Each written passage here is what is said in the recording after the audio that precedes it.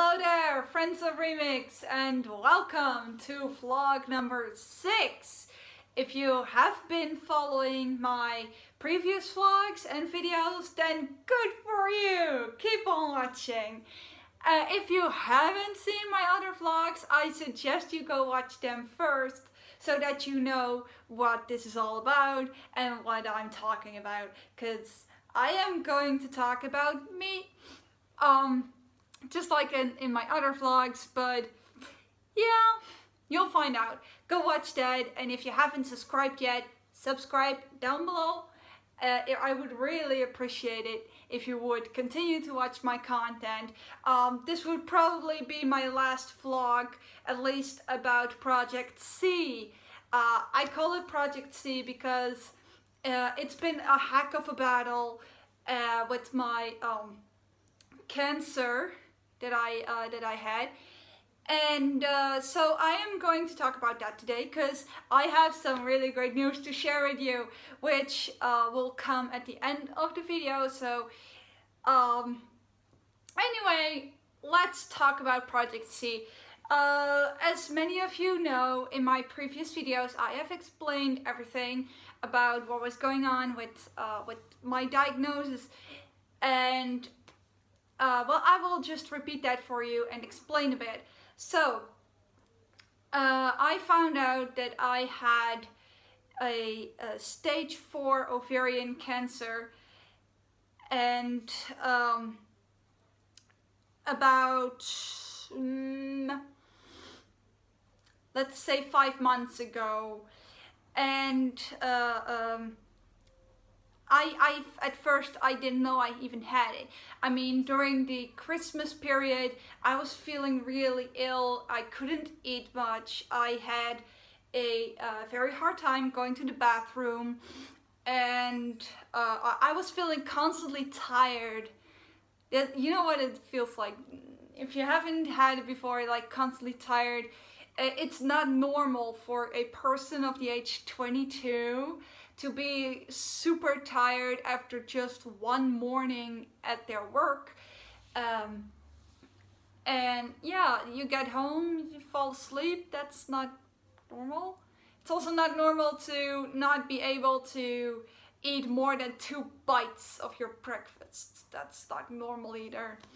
So I was losing a lot of weight, and yet my stomach was getting bigger.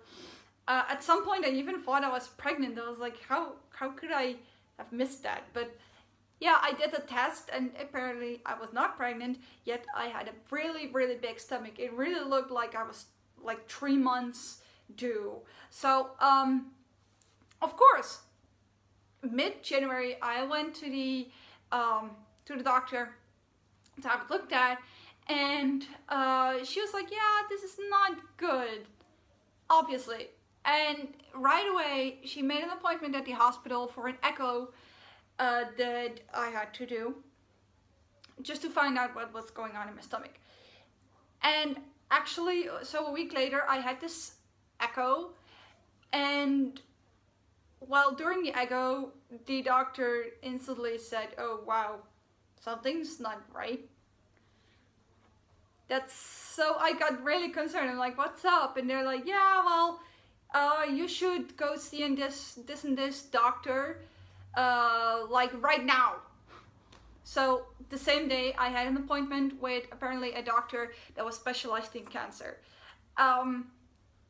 They told me that it was highly possible that it was cancer. I had apparently 2 huge tumors, in my stomach, and they were like growing from my ovarian to my lungs. Like they had already reached my lungs. It's that big.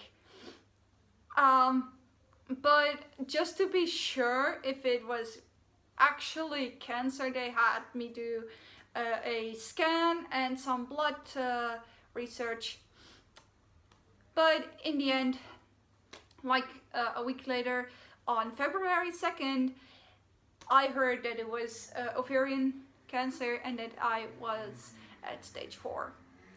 So yeah, I was also told that if it was like the tumor was so big, they were pressing against my stomach, which caused my nausea, and that the fact that I was not able to eat anything. They were also pressing against other organs so that I couldn't go to the bathroom.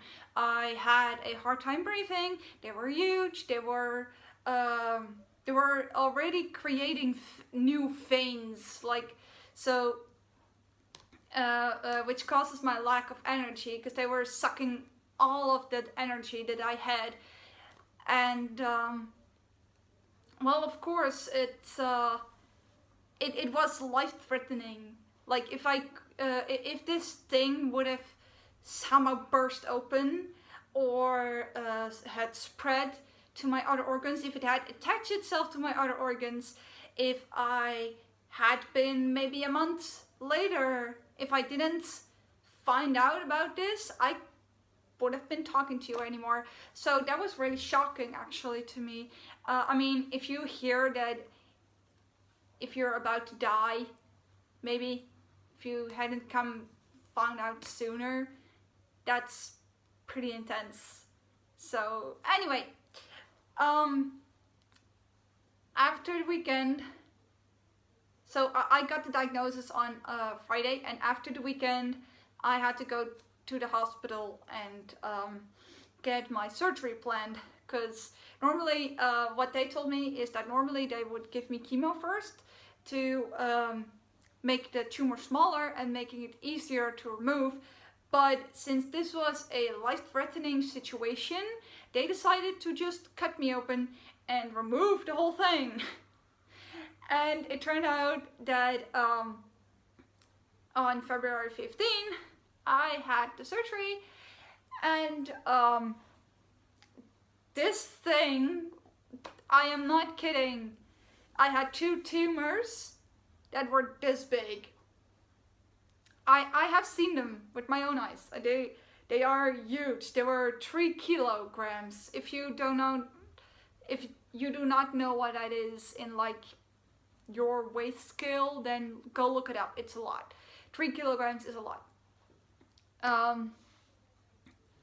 At least to carry around in your stomach.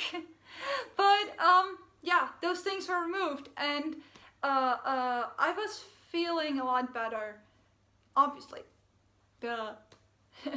So after 4 days, it took me 4 days to get better from the surgery, and after 4 days I was allowed to go home, and I received help at home for, you know, taking care of myself and my mate and my home, everything, planning everything, and of course psychological help. But about a week after the surgery, so on February 21 or 22, I'm not sure, I started my chemo. That's when I received my first chemo, and I would have one each week ever since. So what happened was that I received 3 kinds of chemicals through the portocator, which is, by the way, a small casket. I'm not sure if you can see it. Probably you can. There it is. They placed that during the surgery, since, you know, I was on the table anyway and out, so why not do it all at once? This thing is actually attached to one of my big veins, so it's easier for any doctors, and it's easier for me to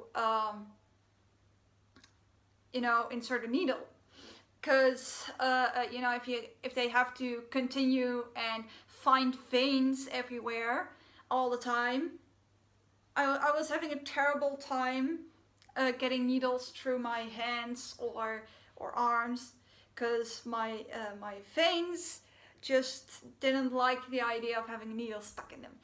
I don't know why. I'm just hard to poke, I guess.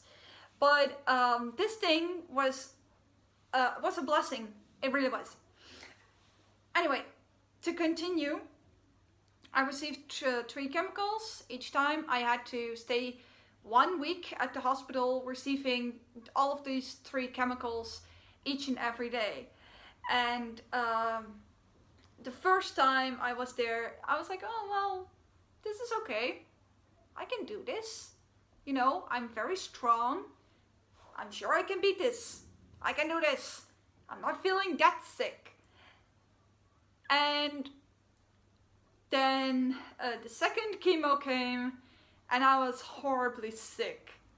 And like not even funny. I couldn't even keep like a glass of water down. It wasn't funny. I can't even describe it. You should see the videos and the photos I made, but I'm not going to post those due to privacy reasons. I am sharing my story though, because I'm very open about this subject. So, I have received 4 chemos in the past months. And the last one was most difficult. I don't know why well actually I do know why. It's very tiring, you get very tired, and at some point you really get sick of going to the hospital every time. You get sick of all the things that you have to do and keep being reminded of. Like you have to flush the toilet like 3 times because the chemo gets into your urine, and you don't want to like it's kind of contagious for the chemo is contagious for other people, so you don't want them to get sick from your chemo. But after 4 chemos, I was checked again to see if I may have needed like 2 or 3 more. And I received the best news ever. So, on May 31, I received the great news that I am now cured. Well, at least I'm cured. They removed the cancer. I am completely done with all of the treatments. In fact, you could call me cured, but technically on paper, I still have to be checked once a month, and I will have my blood checked once a month for the upcoming 2 years. And I'll have 1 scan every 3 months for the upcoming 2 years. And after those 2 years, I will continue to be checked for 3 more years, but not as much as I will be in the next 2 months. 2 years. I meant 2 years. I said 2 years. So, in 5 years, I will hopefully have the diagnose of, or well diagnosed, I will have officially been cured. But this is the great news. So yeah. But even though that I'm cured, it doesn't mean that I am not sick anymore. I mean, I'm still bald. I'm still a baldy. Though my hair's growing back, I can feel it. It's got like these little thingies. I still have these side effects, like my skin is feeling numb at some places. Like my arm it feels numb. It's like yeah, like you've been to the dentist. I cannot explain it anyway. I am still extremely underweight. I still do not have a whole ton of energy. I am able to eat again, and I'm able to breathe again, and I'm able to sleep again, and it's so wonderful. I'm not able to eat everything though, because things like sushi or steak, I cannot eat raw things or things that might make me sick, like ice cream. I can't eat ice cream. No ice cream for me, at least for now. But yeah, I am really well on my way to recovery, and I hope to have recovered soon and being able to see you guys at events or meetings or conventions. And of course, I really want to make some new videos again, because you know, I really enjoy making those videos. Plus, I will have Panda now, and that means that there will be Panda videos coming up to you very soon. Besides this, I really want to thank everybody for your amazing words. Not only my YouTubers, but also my friends and my family and everyone that sent me great cards, because I have a lot of cards.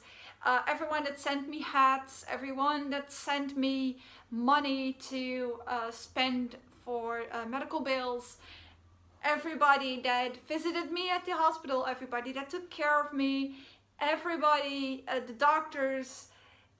If you're watching this, thank you so much for your support. It really made a big difference, and I will be forever grateful. So, with that being out, let's party! Let's make more videos, and I hope to see you very soon. Hope you enjoy my future content. And like I said before, subscribe, comment, follow me online, and I will see you. Bye bye!